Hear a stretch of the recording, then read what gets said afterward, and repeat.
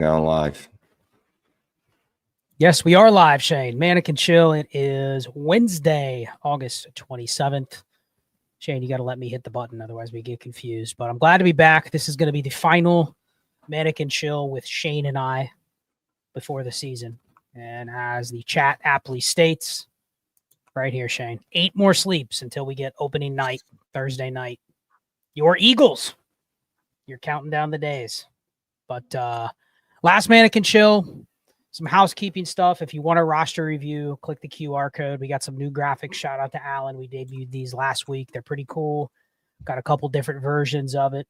Roster review QR code is right there. If you want a roster review, 45 minutes, we will go through your team in depth, all the teams in your league, trade opportunities, roster construction, you name it. So if you want that, click the QR code. We can turn it around this weekend for you and get that done. But Shane, we have a lot to talk about, but this is going to be more of just a banter episode where we talk about the preseason as a whole, strategies, things we might want to do during the season that I can just envision right now. We do an episode after the season ends, and I go, Shane, what are your biggest regrets? And they're probably things that from a procedural standpoint, you can say, I wish I would have done better, but maybe we can think of some of those things tonight. And obviously we want to engage with the chat. Any of the members that are in there, I already see some members in there, Josh and Squid. Ty, not a member, but one of our hosts. So Ty, actually, I think Ty is a member to the channel. He actually is. You and I are not members on our own accounts. Too cheap to pay that for a month. Yes. To get the members only stream, which we do Friday nights, and Destination Chill every other Sunday. But Shane, it's been a preseason.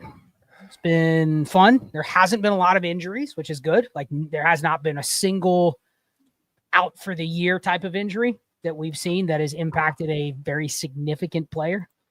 Been some linemen, some defensive players, etc., but nothing major for fantasy. I think we've got through this preseason pretty unscathed. But how are you, and just what's your overall pulse on things heading into this season? Well, did we get through the preseason, offseason, whatever, unscathed, right? Because we did have some offensive lines that saw some injuries for running backs that we especially like, and offensive lines that saw retirements. I'm just thinking about Detroit, the Chargers, Atlanta. That's 3 of the top 6 running backs or so in Destiny. Tampa Bay with Works. Dynasty. He may miss a couple games too. Yeah, but I'll say this: he didn't end up on the IR, which is a good thing, right? Him and Chris Godwin, they didn't put them on the IR. So no, there hasn't been any overtly bad injuries, but there are some sneaky ones. Like I said, those running backs, we might have to worry a little bit. I'm not panicking or anything, but there have been some injuries to the offensive line. It's been a pretty quiet offseason, right? Like it doesn't feel like there was a lot that went on. Some of the biggest things we were waiting on was just Jamar Chase signing, and that got done. T. Higgins signing, that got done. But it doesn't seem like, and I'm old, I forget things, but it doesn't feel like there was a lot going on this offseason that we had to contend with. Yeah, I mean, there's been some storylines. I was going to ask you, let's start with Rasheed Rice. Like, we got the news that he's going to miss the first 6 games. I think that was a relief for me because you know what it's going to be and you know when it's going to be and you can plan around it. So, yeah, it hurts. They have some tough games in those first 6, but at the same time, you feel like confident that he's going to come back second half of the year. He's a top 12 receiver when he comes back. He was coming off a major injury too. So to have the games overlap with the suspension isn't a bad thing. I know they say, oh, he's 100%, but still a major injury. You know what I mean? Mm-hmm. So having those 2 things happen at the same time versus if you're only going to get the first 4 games and then the first game or 2, he's still getting back into the swing of things. Then he gets the suspension. It kind of feels like the season's a little more disjointed than it is now. So we know he's going to miss the first 6. Any impact here in terms of how you're playing it? I know people were selling him last week. People were kind of panicked on getting out of him for other receivers in the same tier. I don't know if you can necessarily do that if you're talking about putting him in the top 12. But I saw a comment like Rasheed Rice for Rome Odunze, that type of trade. Rasheed Rice for what's the line? Like, what are you doing? I saw. So I'm not giving up Rome Odunze for Rasheed Rice. That's a little bit too much. That's not a discount. That's not a discount. What's the line? Because Rome's like wide receiver 20-ish, 15 to 20-ish. People like him, but he's not in the Rasheed Rice. He's not even in the Garrett Wilson, JSN, Marvin Harrison tier. Like it's a tier below that. Is that where you'd put Rice? Well, let me look at the KTC wide receiver rankings. Not that they're gospel, but just because it's a nice little snapshot. So Rome Odunze, Devonta Smith, JMO, all those guys are under beneath him. I'd give up JMO for him. I'd give up Devonta Smith. I'd give up Matthew Golden, Terry McLaurin. Basically, Shane disagrees with all of those guys except for Rome Odunze. You like him better than all of those. And I'm not even a big Rome Odunze guy, but I'm coming around on the fact that I think I might be wrong on Rome Odunze. You're buying that Rome Odunze Kool-Aid. Ray's been been trying to get us all to drink that all year. I mean, I see the path, right? It's ambiguous. He could be the best player on what you expect to be a good offense. So I understand the buy on Odunze. I think for me, with Rice, it doesn't matter what you're playing, dynasty, redraft, best ball. You just have to build your team around knowing he's not going to be there. Like, he actually fits better in a receiver room where you can afford him to be gone. I would want him more if I have a more stacked receiver room already. You know what I mean? But like, where else he makes a ton of sense on a team that's not competing this year, because there's 6 weeks with 0 points, 0 points. Now, obviously, he's going to give you points the last 7 weeks of the season, but for 6 weeks, you don't have to worry about him. He's just putting up zeros on you. And I think that's the key. I mean, yes, he's suspended, but you know what it's going to be. I'm not sure when he's going to come back. I'm not sure when he's going to miss the games. I mean, any player could get injured and miss a month, and it's random. He could still come back and get injured. I'm not saying that, but you can build your team around him. You can plan around having pieces in place to get through. I mean, there's a lot of these receivers that have made waves over the last couple of weeks. Adam Thielen going to the Vikings. He's probably a starter from day one. Keenan Allen going to the Chargers. He's probably a starter from day one. Hell, Amari Cooper going to the Raiders. He could be completely cooked, but he could be out there day one. These guys have very limited use in a lineup dynasty league, right? But I know we have them hanging around on rosters. So unless you can trade them, they got to be in your lineup, or what's the point? And I do think they are perfect fill-ins for a missing Rasheed Rice, and they may only last you 2 weeks, but that's how you use them. I think that's the key thing. It looks like team around him. Odunze seems to be a popular offer because Hillbillies, what up, bro?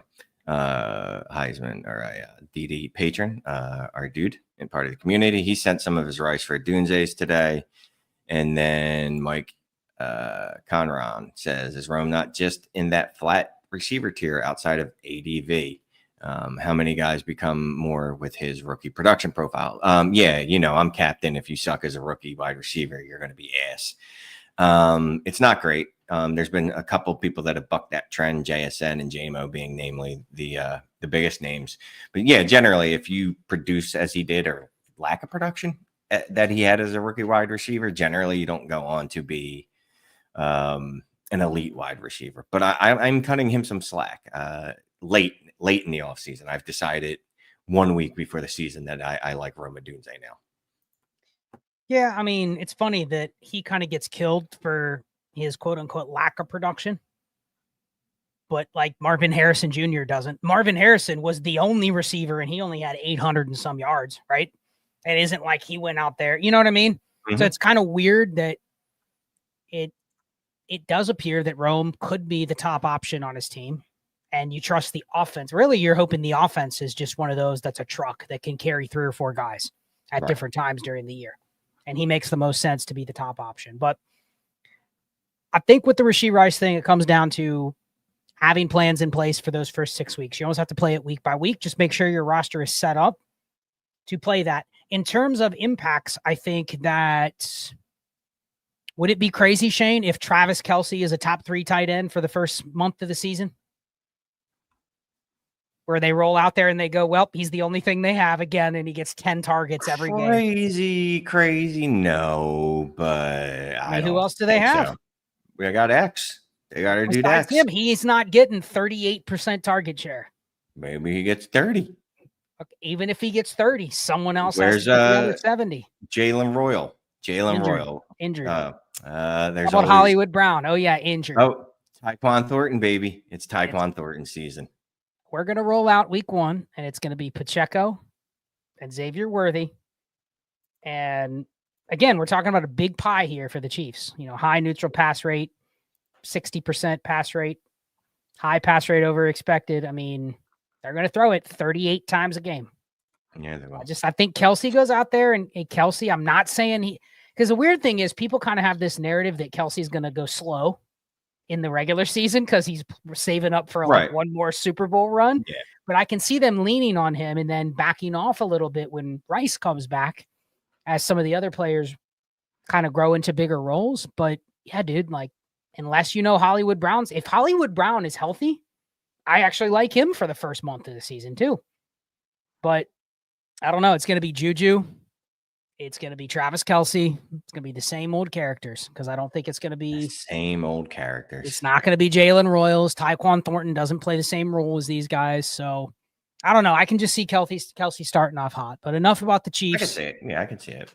What other narratives from cut down days? And then we'll get into some roster construction strategy and stuff for the season. But what other narratives from cut down days that popped out to you? Anything stand out?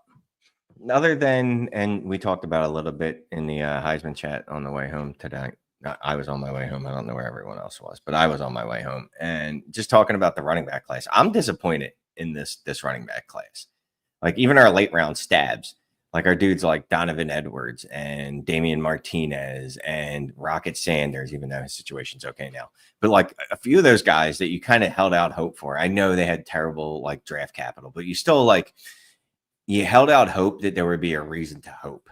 Not you didn't expect them to have giant roles or anything going into the season, but you felt like, can I hold on to the belief that they can? Can they hold on some of this paper value? And no, the answer was no, because they couldn't even make it through a preseason. But like Damian Martinez was the 20th running back off the board in the draft. That should have told you everything that you needed to know about. It doesn't mean that he can't last. Hell, he could still last. But like he was a 7th round pick. Like I'm looking at all these guys. Here's the problem. Most of the running backs taken outside of the top 5, 6, 7 guys, there's not a lot of clarity as to what they're going to be. Mm-hmm. And so people are a little disappointed, but like, I'm going to just go through these names and you tell me which there's a few that we've not heard anything about. I haven't almost heard a word about Trevor Etienne until he had that one carry in the preseason. Like we know he's alive. But there's very little buzz about, he's pushing for a role this year, whatever. So he's kind of there. Jarquez Hunter is kind of the same thing. Like he's probably the number 3, probably needs an injury to have any shot at doing anything this year. And it's not even a guarantee if there's an injury to even the backup that he does much. But like, what did you expect from Woody Marks? I think it turned out as good as it could have for Woody Marks, right? Yeah. It's turned out. I don't, but I'm not really talking about guys like that. I meant like the later ones, the guys that you just hold on to dreams for. But it feels like sometimes they at least last into the season before we give up on them. And a few of these guys we already had to do now. Let's talk about that because I'm just going to go through the names. Woody Marks, he's basically the best thing that could have happened to him has happened. Same thing with probably Jaden Blue. Nothing stood out in their backfield, right? None. Right. DJ Giddens, he's the clear backup. They have nobody else. Ollie Gordon couldn't have asked for a better situation that he's probably in right now. Khalil Mullins. Have you seen the Titans running back room, Shane? He's probably the number 2 on the Titans. I mean, you can debate whether it's him or Chestnut, but like literally you have Khalil Mullins, who went in the 6th round, is sitting here with a chance to get week 1 carries. Taj Brooks, same exact thing. So like Kyle Monangai was a 7th rounder. He's potentially fighting for a role day 1. Krosky Merritt in the 7th. I mean, same thing. Like a lot of these have turned. I mean, Dylan Sampson. I get it. It was the Judkins stuff that pushed him up, but still, Dylan Sampson's probably a starter. Like all of these have kind of been pretty good results for what you're hoping for. But that doesn't mean that Devin Neal is dead or LaQuint Allen is dead. It's just they're just nothing popped for them. I would have liked some news. Anything. LaQuint Allen. I legitimately forgot that was a person. Legitimately, he was a person. He was stuck in a bad spot. He's the number 4, and there hasn't been any movement in their backfield. I mean, Damian Martinez has been a bust. Brashard Smith, nothing negative about Brashard Smith. He's nothing at all. He's on the depth chart. Yes, and the depth chart still stinks. So he does play there. Yes, you have him. He's there. I mean, Jordan James, that's a bust. The fact that he's injured, they still have Garundo, and they traded for Brian Robinson. Like, he's probably cooked. That's probably a guy that was a mistake. But how many times have we said trusting that 49ers day 3 back, Shane, hasn't worked out great? So I think we expected too much, but in terms of who have you given up on? I just named every one of them. So everybody in there is putting I got a trade offer. Everybody's putting in there. Yeah, LeQuint made the team. Everyone's putting in there. Well, Mullings, and Mullings could be the 2 in Tennessee, sure, but I don't think he's going to get much usage there, to be honest with you. Okay, but between I guess that's the best today and when he was drafted, nothing that is the best positive possible has outcome. happened. Yes, he's looked okay, and the other running back in his way is gone. So what else? If you had him on your team, what else could you have hoped for? I mean, there just hasn't been anybody that has emerged. But like, I think we get this thought that because they emerged 2 years later, that like, dude, Chase Brown was a nobody early on. Bucky Irving was a nobody. Kyron Williams was a nobody. You know what I mean? These guys weren't relevant until they were. Yeah. So I think we're just a little bit over our skis and expecting these guys just to be better than a lot of the incumbents or a lot of the guys we look on the depth charts and go, oh, that guy's not any good. Why can't Trevor Etienne beat out Rico Dowdle? I mean, he might. I think it's been a successful class. If you drafted these guys expecting week 1 production, I'm actually shocked how many of these guys I'm looking on day 3 actually could get touches week 1. It's at least half of them, if not more. So I'll tell you what's been a little bit interesting to me is the receiver market with a lot of the guys. I mean, I can just tell you the names and you tell me if you're excited about any of these guys. Are you excited about Jack Besh? No. I'm Trey Harris. I'm excited about Dante Thornton. Okay, but Harris, Jack Besh, Kyle Williams. Trey Harris, I'm so disappointed in that when I saw a fake report that he was on the IR, I told everyone that he's automatically now a bust and it's time to move him. And then I was told that he's not actually on the IR. I actually think it would have been good for Trey Harris's value if he went on the IR because it would be an excuse. The fact that he's not, what do you do with Trey Harris? What do you do? Because he's probably the wide receiver 5 right now. He's destined to be a guy you look up, and he averaged 4 points per game as a rookie, Shane. So what do? You know the answer, but do you have the discipline to get 70% of what you paid right now so that it doesn't go to 20% in 6 months? So what's that? I'm getting a second. No, am I re-rolling for a second? If you drafted him in the top half of the second round, you already made a mistake because he was not a top 50 pick.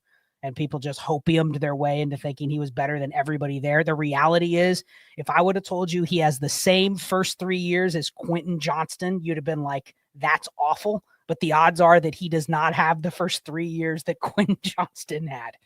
So the fact that people thought he was just better than QJ, now it looks like he's not better than Keandre Lambert-Smith, and they signed Keenan Allen. So what's the path? Let's see. Well, the path is I'll give you DJ Giddens and a third for Trey Harris. No, so here's where the path is, right? You think Keenan Allen's actually washed. And correct. I'm not saying he is. I'm just saying devil's advocate to this. You say Quentin Johnston is what Quentin Johnston is, a trash bag disguised as a football player that drops footballs. You say that KLS everything you saw was not real, fake. Yeah, I mean, clearly the Chargers don't even think he's that good because he had his best game and immediately they called up Keenan Allen and said, "Get your ass over here, Grandpa." That's what you're telling yourself. Now, now you need 3 of those things to be true before Trey Harris has more than 8 points per game. You need a couple of them at least to come true. So that's disappointing. I mean, if you're looking at it from a cold, steely-eyed perspective without any kind of sentiment for the player, you should probably be willing to move off of him for, a third. And who was it? Dylan Sampson you're going to give me? No, DJ Giddens. A backup running back. But listen, it is more for me not about Trey Harris. If you still believe in Trey Harris, nothing I say right now is going to persuade you to move off of him because of some negative camp news or some other signings or whatever. Like, he's not dead. No, but you just, again, when he was drafted there, though, the narrative was this dude's going to be the 2 already. Like from day one. Like Quentin Johnston. Everything they've done has shown he's not even a starter. So, no. and I think that's where you have to have the discipline, because we know he is not insulated enough to where, unless you can tell yourself the story that he has a poor season, but then he turns it around and has a better shot in year 2, it almost is going to have to be just based on attrition, right? Like, I can see a world where Keenan Allen is gone after this year and Quentin Johnston gets worse and they just start to phase him out. That is your narrative on Trey Harris. But we know if he only has, let's say he's wide receiver 75 this year, Shane, comes on at the end of the year, is a little more involved, but he averages 6 points per game. There's no guarantee that he's even the guy they count on to be their 2 next year. In fact, they're probably looking, going, man, we need another receiver. You know what I mean? So it's just an uphill battle, and I could be wrong, but I think this is where you have to make the decisions on these guys. Maybe you wait a week or 2 to see if anything's different, but you don't hold these guys and go, oh, well, year 2 will have more opportunity. If you're going to do that, you don't spend the 205 in a rookie draft on him. You know, you look at, like right now, who has a chance to have a better rookie year? Alec Iamaner or Trey Harris? Oh my God, it better not be Iamaner. But can you argue that Iamaner probably gets just as much opportunity, right? Who else is? Because their wide receiver too is Tyler Van Lockett. Jefferson and Tyler Lockett. Yeah, I like his situation a lot better. Can we trade Trey Harris there? I mean, Dante Thornton or Trey Harris? Oh, Dante, without a doubt. Torrey Horton or Trey Harris? You got to think, right? But yeah, it wasn't even a thought prior to this offseason. Okay, Jalen Noel or Trey Harris? I haven't heard anything about Jalen Noel, so I'll still hold on to Trey Harris. Okay. And then Pat Bryant or Trey Harris? Yeah, like I think Noel, Bryant, and Harris are all in the same boat. They all could be something. They might not, but it's not as clear as 2 of those guys were drafted in the mid to late 3rd, and Trey Harris was top half of the 2nd.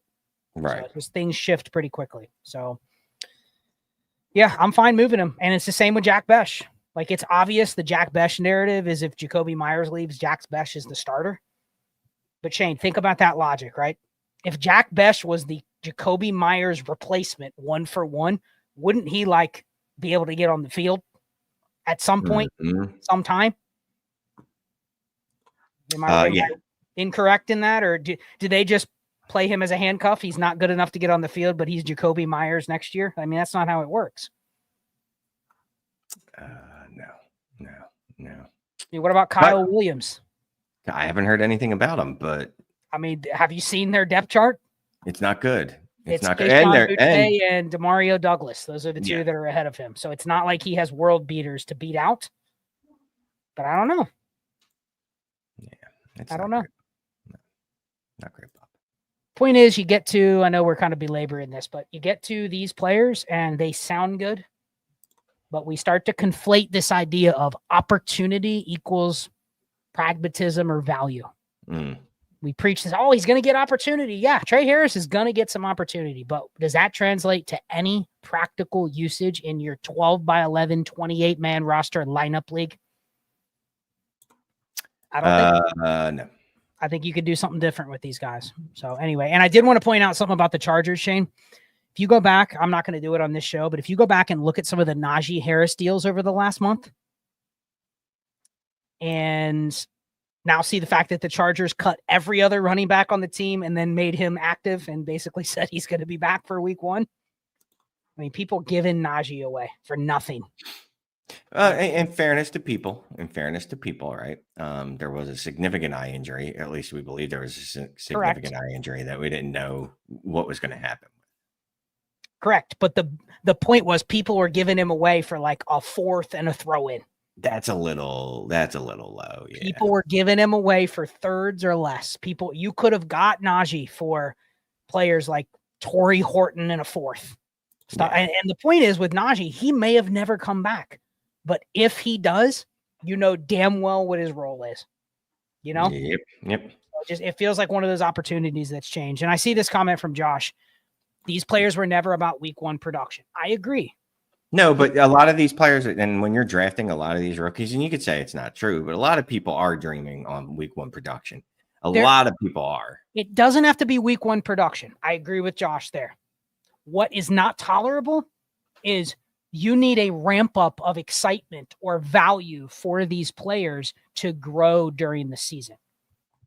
So there could be still a bunch of time for Trey Harris to grow into opportunity and have a window where people want to buy him.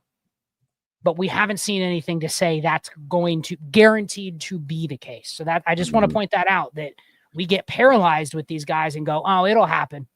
It'll happen for Kyle Williams sometime this year. And then it's week 14 and he's still the wide receiver 4. And you're like, oh, well, maybe he's a next year play. Dude, if he's a next year play, then it probably wasn't a good use of a late second, early third round pick. You know what I mean? You're just hoping for a good outcome. You've lost a lot of leverage in terms of what to do with that pick. So I just want to point that out. Mm-hmm. What else? Anything else popped into your mind? No, I mean, other than sadness that Tyler Shough is a garbage pail kid. And talk about it. I've seen people that are still out. They're still in on Shough, saying that the it's actually a better plan for him that he gets to come into the rescue when the other guy is so bad. Do you buy that, or is that just people talking themselves into what they want to hear?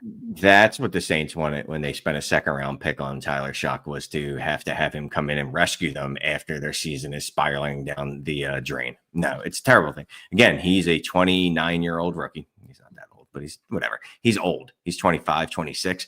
The thought was the Saints were thinking this dude is going to come in and be our starter. And he was perfectly set up for that. His competition is not very strong. You know what I mean? It's not like he was coming up in there with Peyton Manning. It's Spencer Rattler. We watched this dude play last year, right? You remember that. We laughed at him. We were pointing at the television and laughing at him, very much laughing at him. And he couldn't beat that dude out. He couldn't beat him out. Like, what is the hope? You know what your hope is? Tyler Shough might be a long-term backup in the NFL. And by long-term, I mean 5 years, because he's already 26 years old or whatever he is. Well, you know what? Yeah, you know what's interesting is that Spencer Rattler was a much more accomplished quarterback who people thought would go in the second, but he ended up going in the fourth. He's younger than Tyler Shough. I'm like, they're almost the same thing at this point, right? You're hoping both last as a backup, but yeah, it's probably not a good look. I agree that Tyson's comment in here, Shough is dust. I mean, he's going to start, Shane. At some point, there's going to be, I mean, what's the plan? Because I don't know when he's going to start, but he's going to start. Week 2, week 5, week 8, who knows? He's going to start. The Saints are probably going to stink. Rattler's probably not going to be good enough to hold off giving Shough a shot. But that's when you're going to have to sell him. So what's the plan? You drafted him.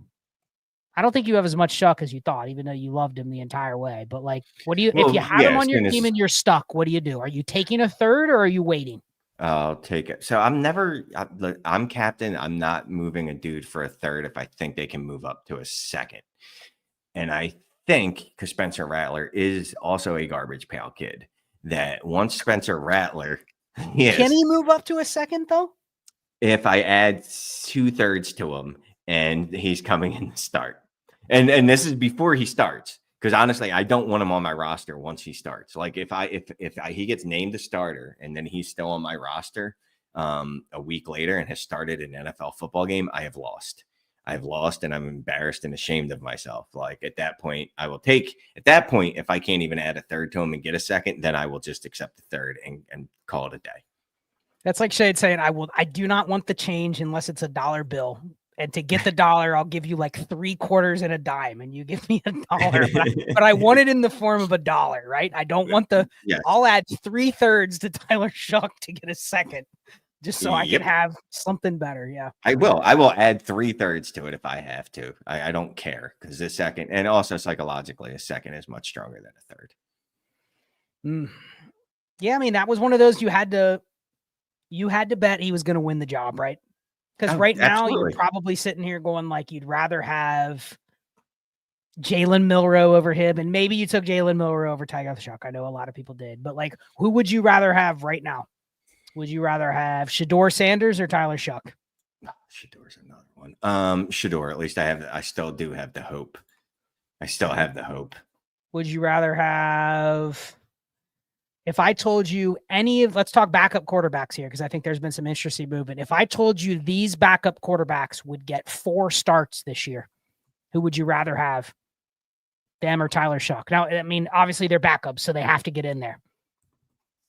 Trey Lance will get 4 starts. Would you rather have him or Tyler Shough? Trey Lance. Malik Willis will get 4 starts. Him or Tyler Shough? Malik Willis. Here's one. I know you have some salt for this player. Carson Wentz or Tyler Shough? Tyler Shough. Okay. I'm trying to think what other backups I could maybe put in here that could rival this one. Mac Jones or Tyler Shough? Mac Jones. You take Mac Jones over Tyler Shough? Yep. Let's see if there's any others that are actually really interesting. I would say Tyson Bagent, but people don't respect Tyson Bagent as a top backup quarterback, even though I like Tyson Bagent. He's not a name though. He's not a name that people would automatically push up if he was getting some stars. I'm trying to see if there's any others that automatically stand out. Not there. You think of any others? Any other backups that people would just go gaga over if they got in? Jake Browning. Yeah, I think he's more like Tyson Bagent, where people know he's the backup and they know they've seen him play before, so they have some confidence. But I'm talking like, would there be a market for them if they were starting? Like you don't like Carson Wentz, but if he was starting for 6 weeks in an O'Connell offense with all those weapons, like I think people would expect him to produce. You know what I mean? Mm-hmm. So I think there's some backups that people would just automatically ride. Could you get,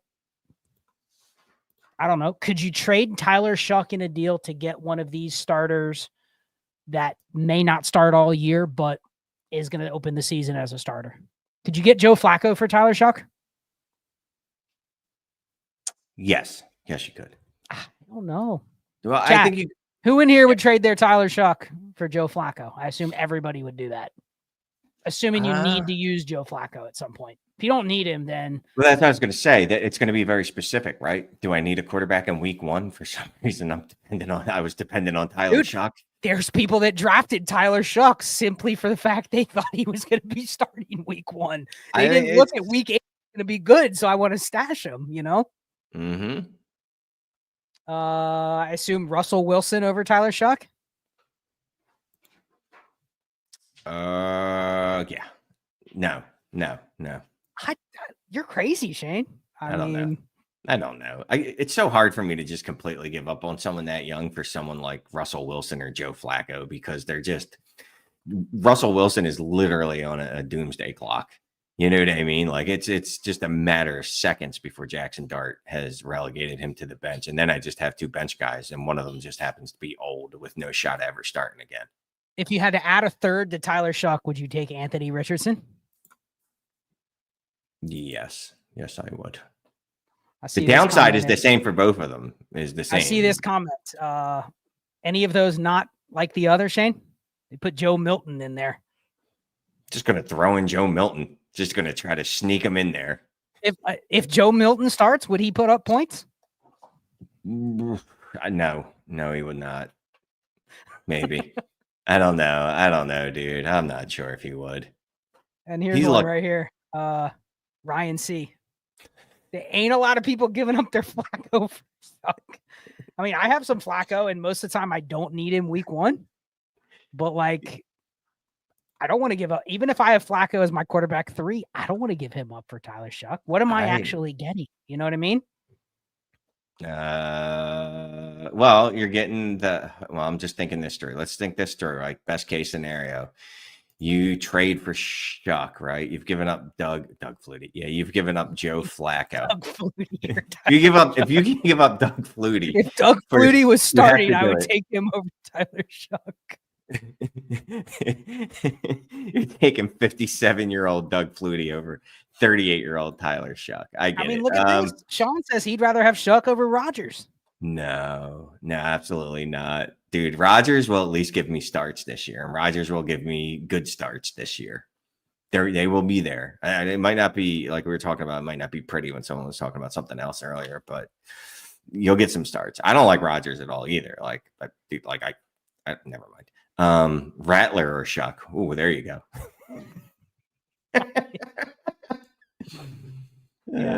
Someone just offers you Rattler for Shough. Like, what do you think? I just think it's fascinating because obviously he was drafted for the sole reason Shough was drafted as a quarterback by people because they thought he would start. Right? That was it. There was nothing about his draft capital, his profile, nothing that made you think this is at all a long-term asset. It was an asset that you hoped would be the starter, and maybe it would be one of these like years where he lingers as the starter all year and he's not terrible. Like, you remember Gardner Minshew's rookie year? Yes. Like that, something like that, where it's clear that he's not great, but he hangs on to the job all year. And maybe there's a window where you can do something different than, or a little more than what you invested. But that was the hope. The hope was honestly what I was hoping, like you said, like I was hoping he was good enough to last this year. I get 1 year starts out of him, and maybe the Saints overachieve and go 9-7. Is that no? You can't do that. 9-8 or something like that, where they're just good enough that they can't get a quarterback, and you're like, all right, I might even be able to squeeze another year out of this guy, or I can trick someone else into taking him off my hands.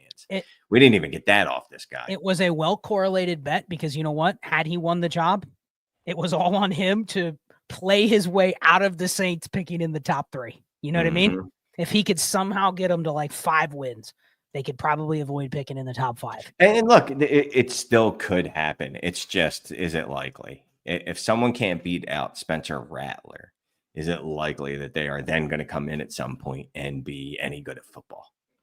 Yeah, this is the comment right here. They picked him with the sense he was starting over Rattler, and the fact that he didn't beat him out 100% says they're right back on the same plane at this point. So enough of that. I know you wanted to talk about Tyler Shough, but let's talk about some roster management. A lot of our leagues are starting to cut down, where you have to cut down, 3 players, 5 players, whatever it might be. But as you're going through these cuts, any trends that you've noticed, things that you're like having to make decisions between this player or that player? Because I'll talk about one that's come up for me repeatedly, but anything you've noticed as you're cutting players? No, because I don't care about it. I'm so agnostic to him. I'm so like some of the decisions. Team and goes, holy shit, I had that guy. Some of the decisions are easy, right? Like it's Cam Miller. I'm like, all right, I tried that. That didn't work. You're gone. I don't care if you signed to a practice squad or not. Ricky Nash, is that his name? With Nick Atlanta. Nash. Nick Nash. It doesn't matter. It doesn't matter. I don't need to learn his name. He's not playing in the NFL. So I just get rid of that guy. So you know what I mean? Like guys like that, just going. You cut some Montrell Johnson. I did. That hurt a little bit because I liked Montrell Johnson. And the Eagles thought so much of him that he couldn't even make the practice squad, and they went out and signed Audric Estime. Yeah, Jalen Coker. Here you go. Jalen Coker, a cut candidate. What? What did I miss? Why would Jalen Coker be a cut candidate? People are Adam Thielen got traded. I love Jalen Coker. I tried to buy Jalen Coker today in a best ball, and I was told he's worth more than a third. But not a second. Well, I'm not offering a second, but it was, Jalen Coker for basically for a third, and he needs more than a third. So I think he wanted like a receiver plus a third, and I'm like, yeah, no thanks. But yeah, Jalen Coker's got some steam. If you have any, that's a player that, I don't know. He's a tough one. He's one of those that's clearly a winner. He's got a cult following because people do not like Xavier Legette. So he's already kind of favored over the first rounder that you would think gets the first opportunity. And he probably did get the first crack last year because of where he was drafted. But I think Coker is one of those guys that if you bought him for a third right now. I'm not saying go buy him for a third, but I can see him being the type of player. If you bought him for a third, the intent would be I can maybe sell him for more. It's a gamble because if you can't, you can't. And then you have a dead asset. But I can see that. He's getting some hype. I see Dante Thornton got traded for a second in one of my leagues. Good Lord. Okay. Yeah. I mean, There you go. I like Thornton, but woof. Any others? Any of these other fringe receivers that you might be able to flip? Like, would you flip like Jalen Lane? Yeah, I don't think he's got the steam yet. There's a few guys that do have the steam. Would you flip Isaac Tesla? Yes. For a third? No, not for a third. Again, the third, here's the thing. My third, this is my philosophy on thirds. If I don't see any path for a player to increase in value ever from that position. I'll make it. So Joe Flacco, you offer me a third for him, he's yours. He's gone. Because what is he going to do to ever be worth a second? Isaac Tesla could go out there, drop 140 yards on 2 receptions and a broken tackle, and people are going to tell you that he's the new wide receiver 1 in Detroit because people are just gaga over him. He could move up in value. So I'm willing to hold on. One. Torrey Horton is another one. Mm-hmm. Those 2, and then Dante Thornton. Those have been the 3 obviously not the threshold that we look for, but first 2 round receivers that have gotten enough pump where people are just convinced all 3 are starting day 1. And yeah, they all 3 may be quote unquote starting day 1. But like, what's the actual expectation here? Like, we could probably pull up some cohorts for a guy like Dante Thornton. And I could read off every name, and 90% of them you would say trash can, trash can, trash can, trash can. But yet people want to pay seconds for him, Yeah. Mm-hmm. I think there's an adjustment period where people get a guy like Torrey Horton, they pick him up off waivers or they draft him in the 4th round. They feel so vindicated that they found a gem that they actually don't want to analyze the gem to be worth more than what they paid, but not enough to where you hold out and go, okay, because honestly, let me ask you this. Which one of those guys has a path? I think it's Tesla, but which one of those guys has the path to where midway through the year, people could be going, oh my God, this is a real asset? Well, I mean, it could be Tesla, but I think Thornton could too, right? Because Amari Cooper's not good anymore. I liked Amari Cooper for many, many years, but he's not good. We saw that last year.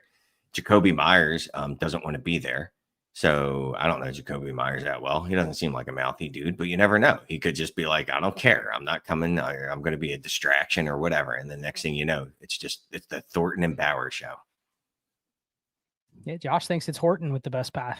Because of Cooper Kupp being, but it's the same corollary. Because the wide receiver, the one of the wide receivers on the team or at least one of the players that should be a target earner is just some old dude that really doesn't look good or hasn't looked good though. So here's the thing. Even if all goes right and they seize a role, they're the number 2 option on their team, or maybe number 2 receiver, because some of those teams have tight ends too, which is not going to necessarily go out of the way for them. But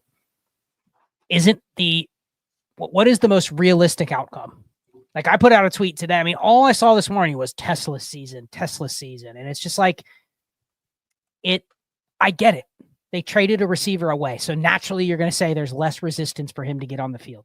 Mm-hmm. But like, he's going to have a role. That's great. But I think we overadjust to the fact that nobody liked him. Nobody talked about him. Nobody took him seriously. And now he at least has shown he probably belongs on the field. But once you get there, overcorrecting into say, oh, he could be the next Puka. I mean, legitimately on that thread chain, there's 4 or 5 people going, I'm going to hold the unknown because he could be the next Puka. He could be the next. I've seen that same line of thinking with a bunch of players. Who are you talking to? You're talking to the dude that is literally like never buy into that. Literally just put out a video today saying move JCM because it's not going to happen because it never happens. Well, and he's also a running back though. I'm just saying in general. Right. But you can at least with a running back, you can tail some of the production. With a guy like Tesla, he could go out and have 2 or 3 games where you're like, oh, dude, this guy's awesome. Yeah. But you never get anything out of it. So it feels like we've lost some of this process of what are we actually, and I'm speaking mostly to the people here that play in lineup dynasty leagues where you have to make decisions on players. You have to constantly looking to tier up or go to the lowest common denominator and store value in the form of picks. Like, you're not super interested in you swing for a bunt hit and you get a double out of it. Like, that doesn't help me in a start 10. I need home runs or triples. You know what I mean? Like, and so it's hard for me because people just will start celebrating. I was all in on Tesla. Yeah. You know what? You took him in the last round of your best ball drafts and you can victory lap it. But now that we're already there, we admit he's in a range where he's now a relevant player that you would never consider cutting. You're not going to give away for cheap, but then what's the play? After the new normal or the new adjustment where all of these guys are assets you could not buy for a third, then what? And it just feels like people are lost. Ah, man, I can't deal Thornton for a third. I need more. But then they're not doing anything to get rid of him, so they're just going to end up holding him. I don't know. Again, I think so. So my plan when I hold guys like that is literally, can I get it to a second and then move? Right. And if I can't, I'm fine. I'm fine losing out on a third. I'm fine knowing that I lost out on a third because this dude goes out there and then just donuts and everyone's like, all right, he was never it. I never even liked him, even though you're like, but I see tweets from you that said he's the next Puka, although they usually delete those tweets. Either way, I'm willing and okay to losing a third if there's even a 50-50 chance that dude could go up to be worth a second at some point. But then you got to be able to move them immediately once they hit that range. Let's talk about some of the roster cuts. We were kind of going to get into that, but anything you've noticed aside from just cutting bad players, anything that has been tough for you to hit drop, or anything interested in picking up off the waiver wire that you've seen? No, I'll say this. I've been quicker to move off of dudes. I think last year before that, I would hold on to dudes once they got signed to the practice squad. You know what I mean? Like they didn't make it through, but I would still tell myself a story of why I believe that NFL team still liked them. And there was still a path to relevance when there isn't. If you can't make it out of the preseason with your original team, you're not going to make it. You just aren't. The number of players that have in the history of the NFL is 7 total. I don't know. Well, I think it was an eye opener for me. I believe 27 players got claimed on waivers total in the whole league. Yeah. And only a fraction of those were relevant fantasy skill players. So this thought that a team that cut a 7th round running back and then that guy didn't get latched on or claimed by somebody else, like they're just destined. It's almost like everybody just stays in their own yard. You know what I mean? Like that's our guy. Don't claim him. Everyone goes back to the practice squad, but that doesn't really change things. I mean, you look at some of these guys that got waived and it's like, they probably weren't guaranteed to even make it in the first place. We just have to readjust with the fact that, the team was willing to let him go. But I've noticed that I'm being a little more selective this year in what quarterbacks I carry. You know, I'm Mr. Carry any backup, but I really have to think through each situation in terms of like, okay, I don't necessarily care about the skill set of the backup. Like obviously if they can run, all that kind of stuff, sure, you'll want to maybe prioritize them a little bit more. But think about the infrastructure of the offense, the weapons around them. Like those are the backups that I want to carry. And they might not even be the players that you would think are good, Shane. But I look at some of these guys and I go, you know who probably would have a decent chance of looking okay if he got in there to play? Nick Mullins. You know, like Nick. Well, no, but then that's not a player that anybody would say probably isn't even one of the best 60 quarterbacks in the league. Like there's probably third stringers that are better than him. But if you believe in the offense, like he's a guy you probably want to keep. So guys like that, I haven't quite cut. Marcus Mariota is another one. Like you see these guys. You're never letting him go.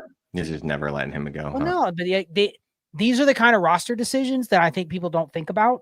And they go, oh, Nick Mullins, he's not any good. I'd rather carry, this guy instead. It's like, well, think about if you ever need this player, think about what they would look like if they get an opportunity. What's their weapons around them? What's their situation that they're in? And we already talked about some of the guys that are backups that if they got a shot, people would actually like, like Quinn Ewers is a third quarterback at this point. But I could easily see a world where, let's say the Dolphins need a backup quarterback for 6 weeks. How long do they go with Zach Wilson before they bench him? We have nothing to lose. Let's 3 weeks. Quinn Ewers in. Yeah, that's 3 weeks, if that. So you can see a narrative where end of the year, Dolphins are pretty bad. They put Quinn Ewers in. He looks okay. I don't know. Just think through each situation. Jarrett Stidham is another one. You probably don't think Jarrett Stidham's any good at all, do you? No. But guess what? No.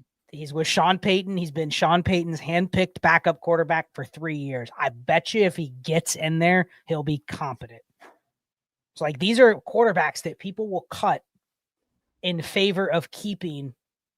And we're talking lineup leagues here. Best ball is a little different, but lineup leagues, like people will cut them and then I'll look at their bench and I go, yeah, they kept LeJontay Wester. Hey, I picked up LeJontay Wester. I know you did. And it pained me every inch. It pained me to pick him up over something else. But the point is you'll see people's rosters and you'll go, they'll drop Marcus Mariota, but then they'll keep Efton Chisholm. What's the plan with Efton Chisholm? I don't know. Efton Chisholm is the next Wes Welker. Okay. Who's the other guy that they had?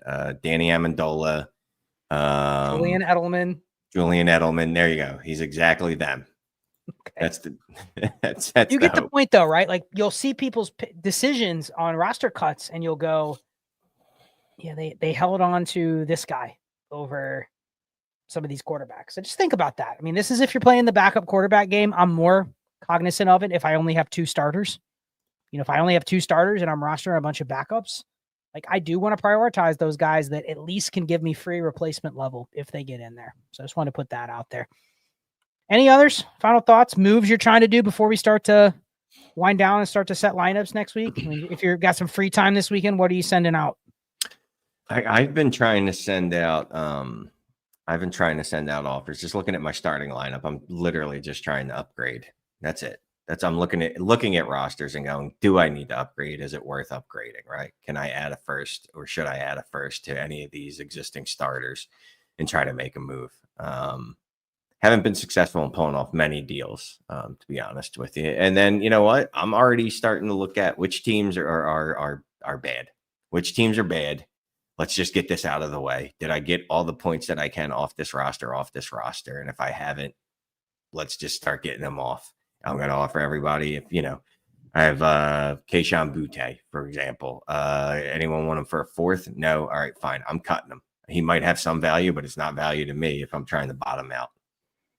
So how are you doing that on a wide scale? Are you putting messages in the league chat? Are you updating the auto prices? Like, what are you doing if you find a team where you're just like, because we all have that are currently 8th or 9th place, and it's like you need luck just to make the playoffs. Like, you probably do want to try to get that one close enough to the bottom, which means you got to start unloading points. You do not want to score the 8th most points in week 1, because then you're already 50 points behind potential points after 1 week. You know what I mean? Like, how do you make sure that's done and you don't let it slip by?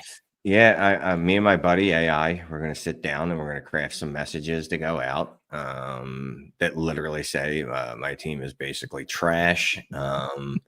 I would like to move some of these players, and if you would like to get them now, knowing that you could secure their rights as opposed to battling on the fab market, hit me up.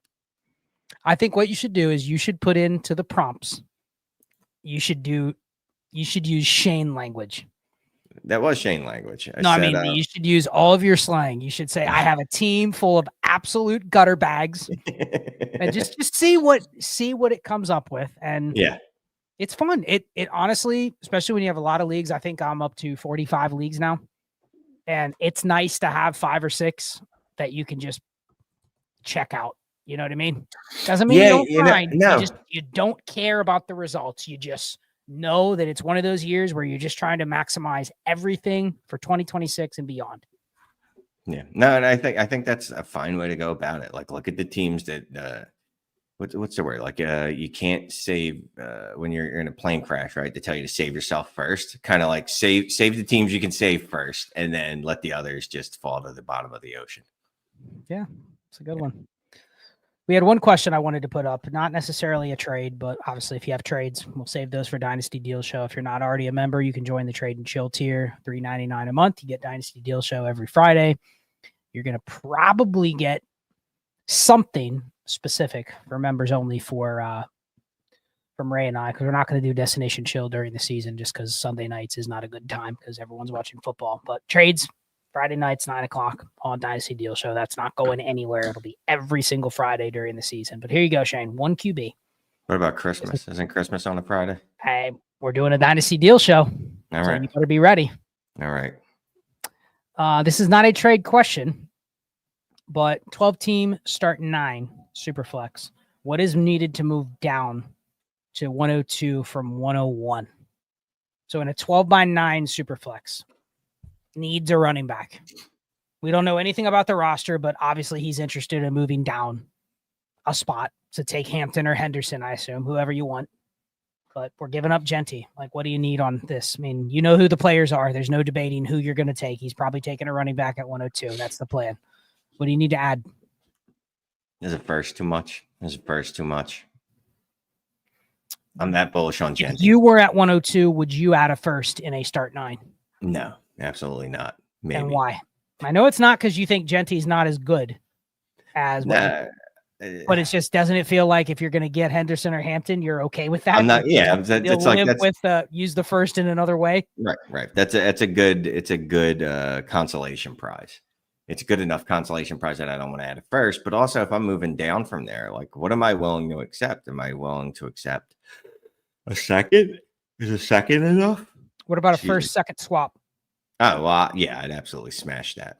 I mean, I think that's what you try. I think you can try the first. I don't think you get it.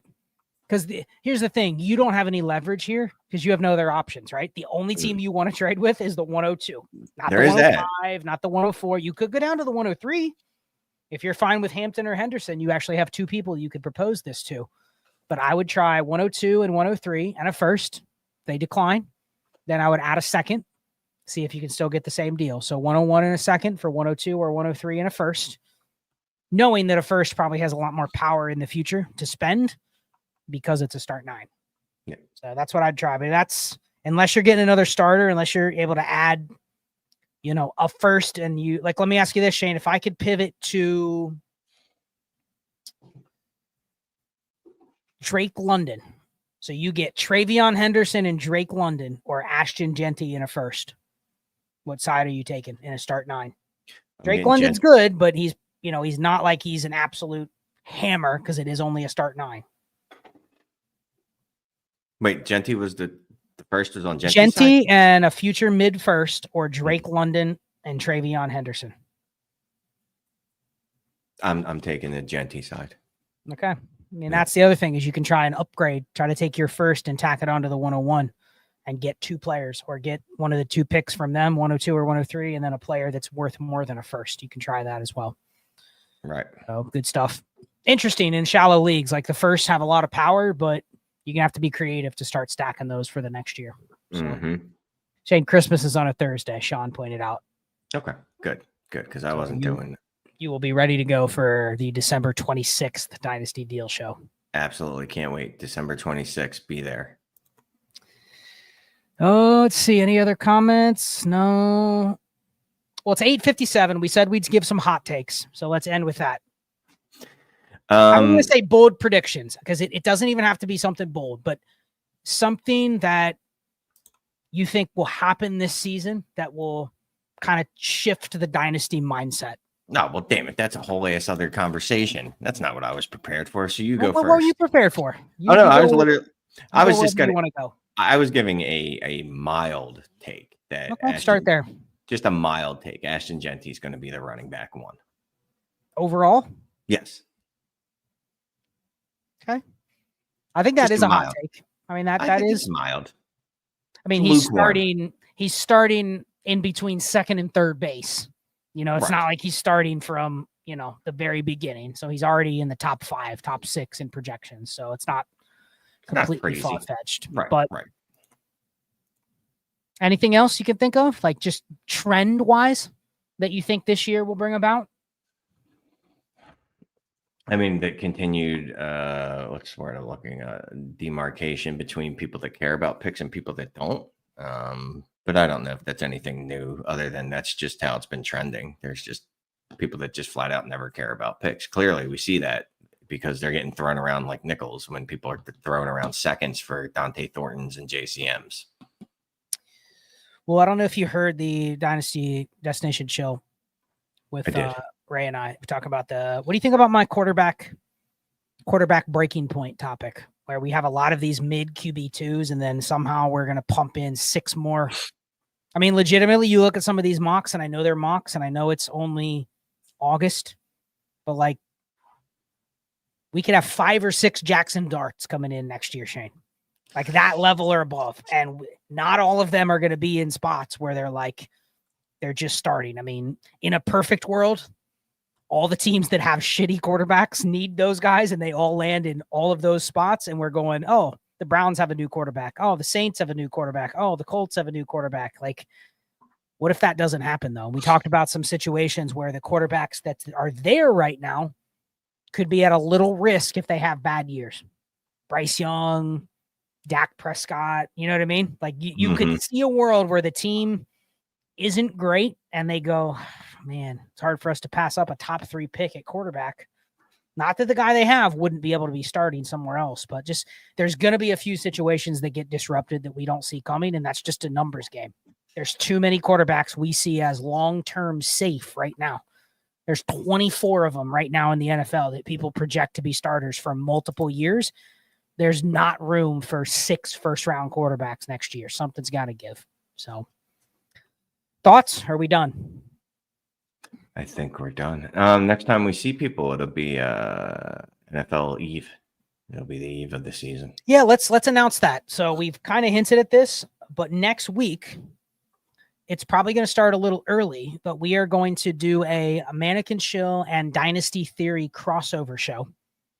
And so all of us are going to be on one stream. We're planning to go for 2 hours. And the theme of it is going to be, we're going to talk some hot takes and stuff like that, but we're also going to open it up to every one of our leagues. So I think between Mitch, John, Dan, Shane, and I, we are in almost 250 leagues. And we are going to just basically spam the link to the show and say, send us offers. These are opening day eve offers. And we're just going to talk about all the trade offers that we get. I anticipate we'll get quite a few offers. People that are listening that are in leagues with us will send us offers just so they can get shouted out on the stream. But Janner, Hillbillies, Hillbillies. Even leagues that are not part of our community, really. Like I'm in a lot of leagues that, you know, they probably know, you know, that we have a show and a community and stuff, but they're not like part of the Discord. They're not in all the streams and stuff. They might send out some offers. So we're literally going to just put it out there where we want people in all of our leagues to send out offers, and we will literally talk through them live on the show with all 5 of us. I think Dan will be able to make it. If he doesn't, then it'll be Mitch, John, you, and I. But I think that'll be fun, and it'll be a perfect way to kick off the eve of the season. So that's going to be next week. I don't even have a title, a thumbnail, but it's going to be Manic and Shough Dynasty Theory crossover for 2 hours. It's literally just going to be live trade, like fire. You know what I mean? I like it. I like it a lot. That'll be next week. Announcement to come when we're going to actually start. It'll probably be more like a 7:30 to 9:30 type thing, just because we're going to try to go for 2 hours. Maybe it'll be an hour and a half, but it's going to be an extended show next Wednesday night in place of Manic and Shough. So we will not be back until week 1 of the season is in the books. So with that, thank you all that have been here throughout the summer, supporting the channel, in the community, all of the members that jump in here. If you're not a member, you can join Trades and Chill tier for $3.99 a month. That's where you can find the Dynasty Deal Show. We'll literally answer all of your trade questions. Shane, we have people in there that answer. They ask 5 or 6 in a stream. It's like, oh, I'm going to find 6 trades to ask this week. We will get to them all. And we always do. We always do. Roster review. Hit us up this weekend. Use the QR code. So with that, we'll sign off. Thank you all. Good luck getting your lineup set for week 1, and we'll see you next week for the special show. Thanks. Goodbye.